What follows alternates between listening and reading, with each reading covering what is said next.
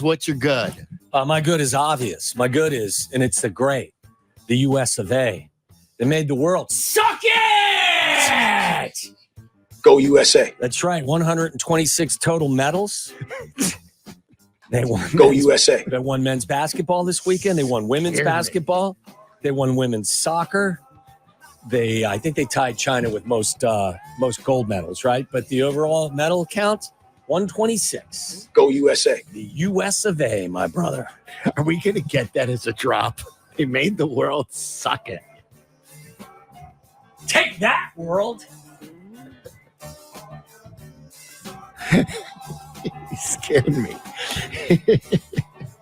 I'll build on that. I will never, ever, ever forget where I was watching the end of the Team USA men's basketball game.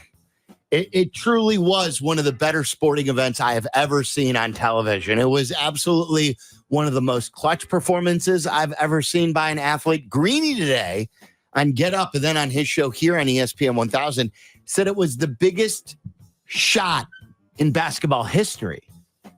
Now, I don't know if you'll buy into that, but he said because of the world stage, because it was for the gold medal, in the gold medal game, on the road, in the opponent's gym, in Paris, France, that it just meant so much that's why he put it at number one.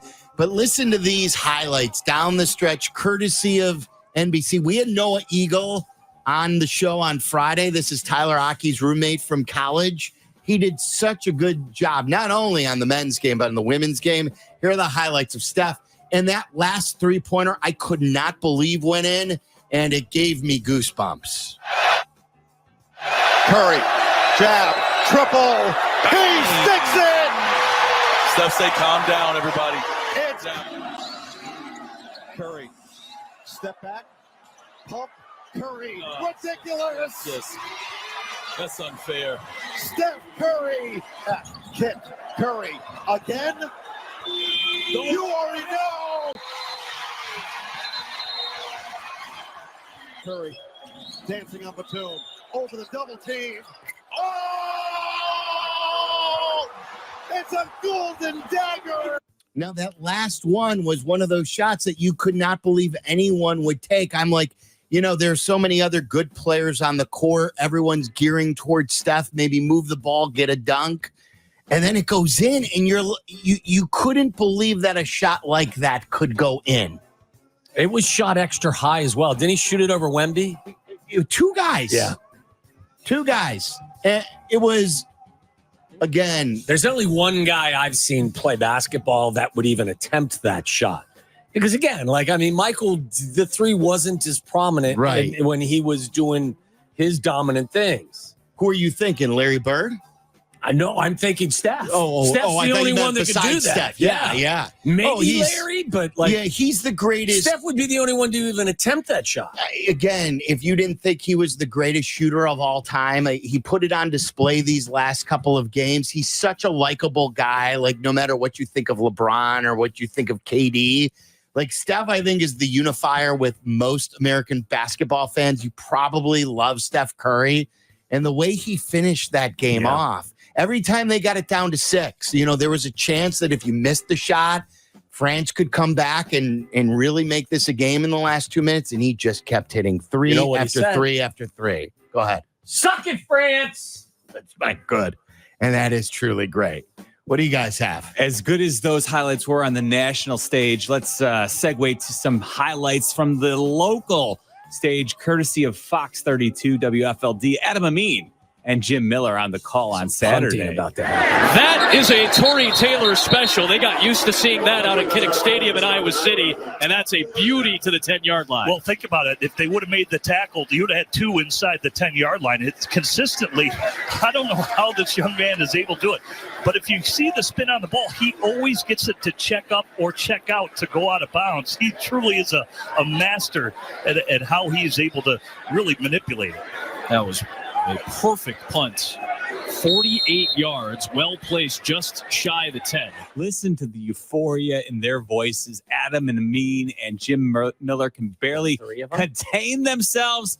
That was A perfect punt. He truly is a master at how he is able to really manipulate it. If only he would have said manipulate the ball, it would have been perfect. I love those two. Master at the way he manipulates it. Tory Taylor is a weapon. You're damn right he is. People were very excited, and we were all like drinking the Kool-Aid. Yurko was excited, wasn't he, when it happened? He was not. Thought you said that he Give him a couldn't D. believe what he was watching. All the years that he's watched or played football, I thought you said he's never seen anyone punt it like that. Isn't that what he said? He said his first punt, he outkicked his coverage, and then he said that the Bills punter was just as good. Tyler, what do you got? What's your gut? I'll go with the guy drafted the round after Tory Taylor, and that's Austin Booker, who picked up 2.5 sacks, including 2 on 1 drive. He was all over the place making plays on Saturday against the Bills, even though it was against some of the third stringers out there. But that's going to be an important depth piece, especially if they go out and sign or trade for a big-time pass rusher opposite of Montez Sweat. I hope he continues to flash during the regular season. That would give them a huge boost, because obviously pass rush is something that there were only one team that had fewer sacks than them last year. Yeah, people were showing the tape that he just kept getting push up front every time. What do you got for your bad? My bad was the performance of former Georgia quarterback Stetson Bennett. Threw 4 picks in the Rams-Cowboys preseason game. I know he was not. He was drafted the year before and spent the year on the non-injury list of whatever you call it, but wasn't in uniform last year for the Rams. And Sean McVay gave him a little bit of run, and I think he actually led them to the game-winning. He did. It was a nice throw too. It was the game winner. It was he went to the side. Very infrequently do you ever see anybody throw 4 picks in a preseason game without getting the hook. It was not a good day for one Stetson Bennett for the Rams. Yeah, not good.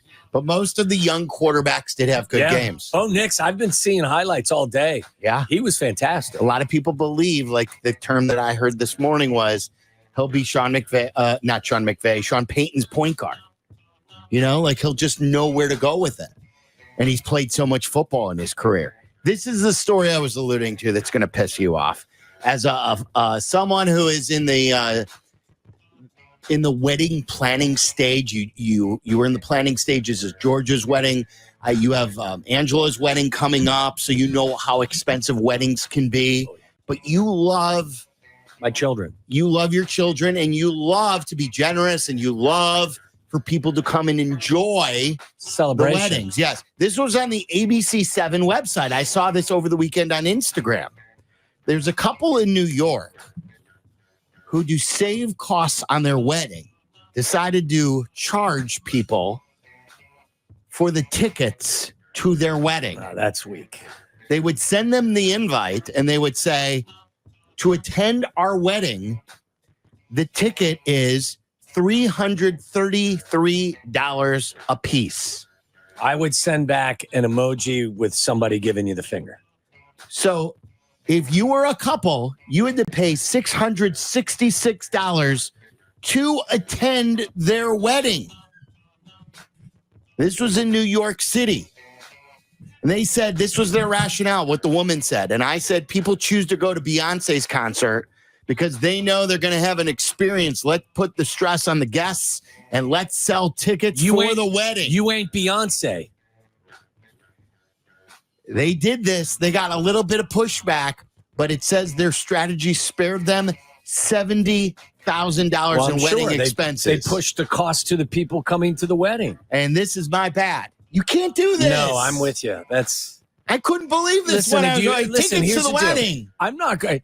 Everyone should do what they can afford to do. That's the key. So, like, if you can't afford to have a big wedding, then don't. Yes. If you can't afford to have a wedding, don't have that wedding. Yes, and no one will think any differently of you. Yes. Say, look, everyone, let's gather around and let's have let's have a square dance out back in the backyard. Let's have a celebration and have everyone bring gifts.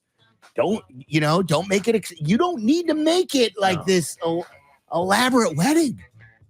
Charging people. Yeah, that stuff's over the top. It's weird. Here, Fill The out the I would say RSVP and enclose $333 per person. Per person. Yeah, the nerve of some people. I wouldn't have the nuts to do that, to send out an invitation that said, "Hey, by the way, there's a price, admission price." Was that right? That's stupid. That's just dumb. I mean, like, what is it? This world is filled with just strange and horrible people. Mellor, what's your bad? So my bad, interestingly enough, comes from a player we referenced just shortly ago on the show, Jonathan Grenard, who tweeted out, "Ew."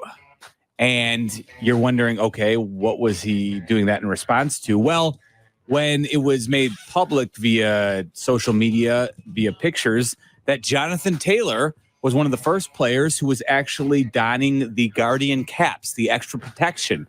And my point being that, look, it's certainly going to, it looks weird, but it's just like anything else. People will quickly adjust. And the Guardian caps are the extra protection that goes over the NFL helmets that NFL players are now allowed to use in games as the NFL looks to reduce concussions. And these Guardian caps have actually, studies show that they reduce by about 50% for the players who actually wear them. So fine. If you don't want to wear them, totally cool. But don't hate on the other players out there who want to actually ensure their safety. Right. And like the Guardian caps that they wear in the game have the logo on it. Most Bears players wear the Guardian caps in practices. And I saw Keenan Allen was wearing the Guardian cap with the Bears logo the other day. I thought he was getting ready to wear it in the game. He didn't. But yeah, no shame. Honestly, it's only going to take a couple of years, and I'm predicting almost everybody will be wearing them. That's interesting. That's a bold statement. What do you got, Tyler? All right, my bad is Max Grazerman, who had a 4-stroke lead at the Wyndham Championships and gave it away with just about 5 holes to play because he had a quadruple bogey 8 and then also had a 4-putt on a par 3 as well. That he just completely ejected down the stretch, and that allowed Aaron Rye to come away victorious. Ouch. Of the 4-putt too was one of the more embarrassing 4-putts because I think 2 of them were within like 3-5 feet. What's your dirty? My dirty is the Olympic Committee taking the bronze away from Jordan Childs. That's dirty. What's the solution? Give it back to her. 2 bronze medals? Did you give like the other? I mean, like, look, 4 seconds. It was a 4-second too late protest. How did you not know that to begin with? I don't know. Card laid is a card played. You can't go back in time. You've already reviewed it. Now you're reviewing it again. Yeah, it's crazy. That's dirty.